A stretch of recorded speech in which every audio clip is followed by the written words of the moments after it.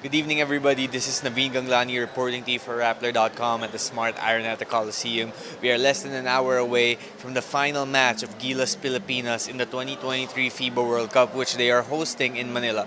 They are about to take on China, a continental rival, as both teams look to end their World Cup campaigns on a high note. Now, following Gilas' last loss against South Sudan 2 nights ago, it's safe to say that morale is low. Some might even say rock bottom.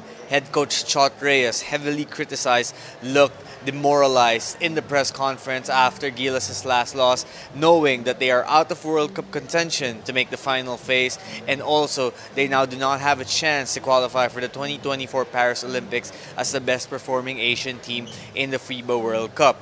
But there are a couple of things that Gilas is still playing for tonight. One, pride. Two, flag. Three, country. Those are the three aspects that Coach Reyes discussed in their last press conference, saying that the national team must step up tonight, rekindle their energy, find their purpose once again, and make up for the past defeats to end this tournament on a high note and give the fans something to cheer about, particularly because the fans have been jeering a ton with a lot of that criticism towards Reyes himself. Also, the Philippine team will have to find a way to stave off a defeat tonight so they do not fall in the lower ranks 28-32 of the FIBA World Cup classification. Why is that important? If Gilas ends up in that space there, 28-32, like we mentioned, they might not even qualify to make it to the Paris Olympic qualifying tournaments next year.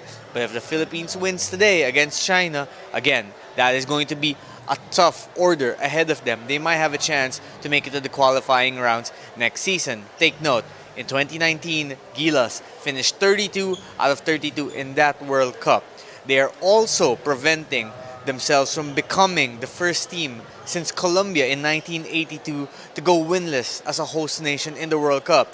In fact, the last time the Philippines hosted the World Cup in 1978, they went winless as well. So there are a lot of historical facts Philippines is trying to avoid today, but it will not be easy. Now, assistant coach Tim Cone, arguably the most successful head coach in Philippine basketball history, has come on the record to say Coach Chot Reyes is the man for the job, and that if Coach Chot leaves the Gilas program, he would step down as well. Many have criticized that, noting that Coach Tim is supporting a friend of his in Reyes, but then a lot still want Chot Reyes to be out as the head coach given how he has performed, the lack of imagination on offense, the lack of in-game adjustments, rotation questions, defensive assignments. Now, is this all Reyes' fault? Some say yes, some say no. But the fact of the matter is the results have not proven that he is, as Coach Tim says, the man for the job. Now, their opponent today, China, includes an NBA player in Kyle Anderson, a Minnesota Timberwolf.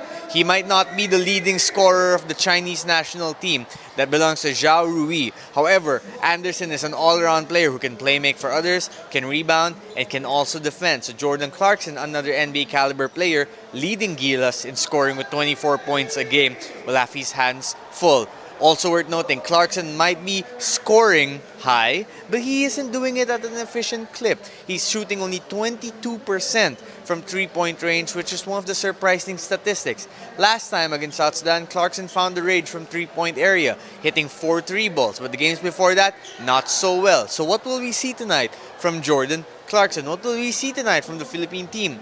Will we see a Philippines performance again where they are outclassed and outperformed? Or will they put up a fight to avoid bad history and perhaps keep the dream for Paris alive? For Rappler, this is Naveen Ganglani. We'll catch you all after the game.